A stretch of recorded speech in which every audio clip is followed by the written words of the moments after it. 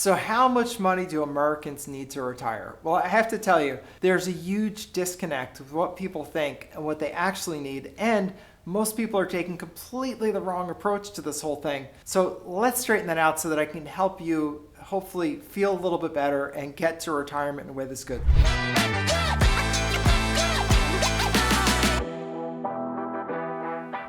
What people think they need, the average American, they think they need about $1.4 million to retire. Yet, when people reach retirement age, on average, they have a little over $250,000 retired. No wonder people are stressed. If you have $250,000 and you think you need over $1 million, of course you're stressed. And Social Security pays people about $2,300 a month. So that's not good. So it's no wonder people are so stressed out. And let me give you the first way to reframe this. Retirement is about cash flow, not about having this lump sum of money. Because if you have a lump sum of money, it's like sand in the top of an hourglass. You just watch it run out. And that would make anybody nervous. So what we need is a source of income that just keeps the sand refilling the glass. So how do you do that? Well, number one is you line yourself up with a business that is going to provide that cash flow income to you. And I'll give you two examples. The first one I'm going to tell you about is a business that I do called Overages that lots of retired people do. Overages is where we help people who've lost a home at foreclosure. It can be a tax foreclosure because they didn't pay their real estate taxes. It might be a mortgage foreclosure. We help them get back extra money that's left over after those sales. There's often extra money left over. I'm not going to get into the details of this on this video, but if you're interested in that, I'll put a link down below to my intro to the Overages business. You can check that out. But just let me tell you this, there's often a lot of money left over. And what you do in the business is for a percentage of money that you recover, if you're successful, you get people money. And that could be a nice cash flow business. You can do it from home, you can do it by phone, and that can provide cash flow. And for most people in retirement, if you could make between $50,000 and $70,000 a year on top of your Social Security of $2,300 a month, then you'd be somewhere between $75,000 to $100,000 per year in income, which for most people would be great.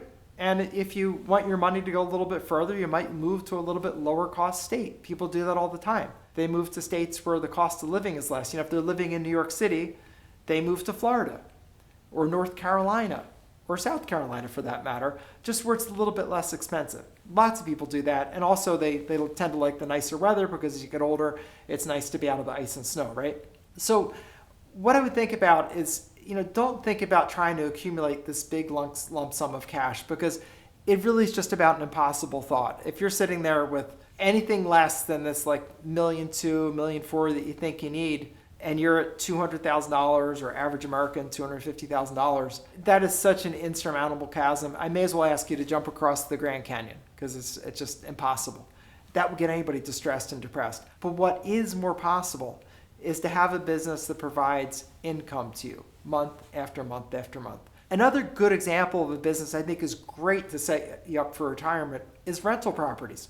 And this is probably better for someone who's earlier in their retirement savings, meaning maybe you're 30 years old, maybe you're 40 years old, and you're like, looking forward to retirement. How am I going to do that? What I would say the best, most reliable thing to do is rental properties. These are rental houses, rental apartments, and I would just think about how much money you need in retirement. And for most people, if you could get 10 to 12 houses, meaning small, like working class housing that you could acquire and rent out, that you could have paid off by the time you retire, I think you'd have a great retirement. If you had 10 to 12 free and clear houses, you're going to clear at least $1,000 per house if they're free and clear. It'll be higher in some areas, probably not lower in any area, but probably higher in nothing else.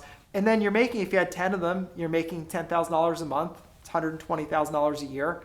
That's wonderful, a great retirement. For apartments, I would probably look for double that. I would say, focus on trying to put together 20 apartments that'll be paid off free and clear by the time you get to retirement, and you'll have a fantastic retirement. And again, it would be about the cash flow. And you do not need to be the man or woman, worrying about toilets on a Saturday night that get clogged up. That's what property management companies are for.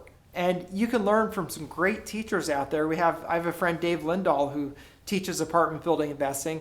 The guy built with a partner from nothing to, I think it was 7,000 apartments last time I talked to him, on his own over 10 years. And became wealthy, generationally wealthy. But he's a guy that teaches the business and teaches you how to find external managers and how to manage the managers and have a really nice life and the great cash flow. That is really the way to do it. Learn from someone who learns, like a Dave Lindahl. There are other people out there like that. And my one thing I would tell you about the gurus that I would just caution you, if someone is too loud and they're filming their stuff in a private jet and they're laying across their Ferrari or Lamborghini, that is probably not the guy or the woman you want to follow. I know lots of wealthy people, and none of them do that. They don't send me Instagram pictures of them in their private jet, even when they own private jets. I know people 2 and 3 private jets, and I do not see any pictures of them in their private jet, nor do I see pictures of them laying across their Ferrari or Lamborghini. I know many of them have a fancy car like that in their garage, but the car they're driving day to day is not that. They're driving a nice car. Might be a Lexus SUV, might be a Land Rover, but it's not the Ferrari or Lamborghini. When you see someone that's too loud and too flashy, that to me is a warning sign to steer clear of them. They're trying too hard. I would not do. I would focus on someone who's more focused on business. Like if you think about the ideal businessman from an image perspective, I would say it's someone like Warren Buffett. He's not focused on the flash. He's focused on delivering results for his investments, and he became what, I don't know where he stands, but one of the wealthiest guys in the world. I think probably Jeff Bezos and Elon Musk are ahead of him, but whatever. He's up there, wherever it is. That's more the model. And actually, when you think about it, you actually don't see Elon Musk lounging in front of Ferraris either. Now, he's an odd cat, that's for sure, but that's not the thing to do. So follow people that are down to earth, that have a heart for teaching. You'll sense it when you hear them. Don't get distracted by the flash. That is not the window that you want to follow. So back to your retirement. So if you're very near retirement and just don't have your savings, your focus needs to be on cash flow. So how do you do that? Well, there are a number of businesses these days that you can do without making a lot of physical effort, because sometimes as you get older, the physical effort is hard. Overage business that I do is one of them. Other things that I'm familiar with that you could do real estate wholesaling. That's where you learn how to find properties that are really great deals and flip them to other investors. Relatively simple business in the sense that you're not doing any renovations, you're not raising money to buy a house. Instead, you're putting it under contract and assigning that contract to another investor who's going to close on it and do all the hard work. And so you don't need to do anything but the marketing part. Now that part is not easy. If you want to learn how to do wholesaling, you need to learn from someone who really is good at finding those great deals, shows you how to structure the deals, and then how to flip them. If you get good at that, though, it is a great business and a great way to make money. You can also do things like sell things online. There are people that go on platforms like eBay, like Etsy, like Instagram, and they sell goods that really their work is they acquire the good, they do a nice job advertising it, and then they ship it. Some of them even drop ship it where they don't even touch the product, someone else ships it. But that's all about becoming a good marketer.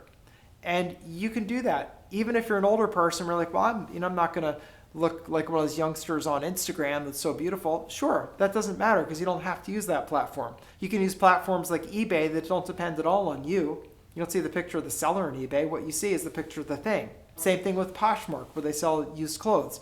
So look at those things. You can also look at platforms like Upwork, where you can trade your skills for payment. And if you're an older person that has some valuable skills, could be bookkeeping, could be executive management skills, could be organizing skills, could be something like, voiceover skills, copywriting skills. There are hundreds and hundreds of categories. And if you go on Upwork, you can see the categories. There's probably something that you could do, again, without a lot of effort, without a lot of stress, and just collecting money. And think of it in terms of cash flow more than thinking in terms of a bulk sum of money. Because if you're, sitting behind $1 million at this point in your life and you're close to retirement, you're just going to be distressed and depressed if you start thinking about that too much. So think in terms of cash flow, and that can be great. The other thing I would say, if you can use the cash flow to defer your retirement until you reach full retirement age, then if you do that, your Social Security will be higher.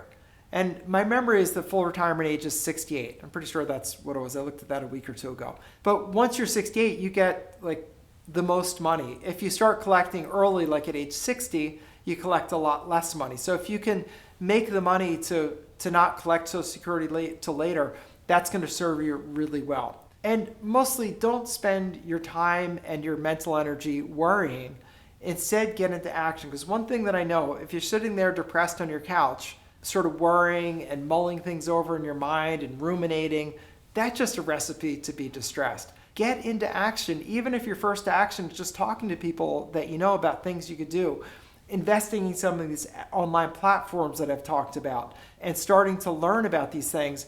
That will make you feel better. Action will lead to a better state of mind. And don't think of it as this overwhelming mountain, I need $1 million.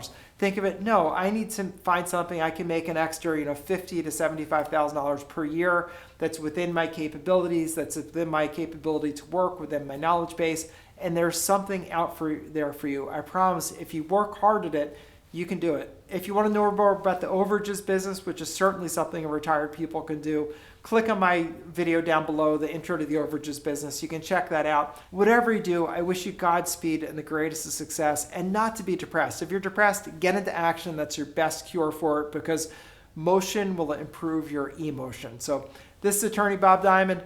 I'll see you next time.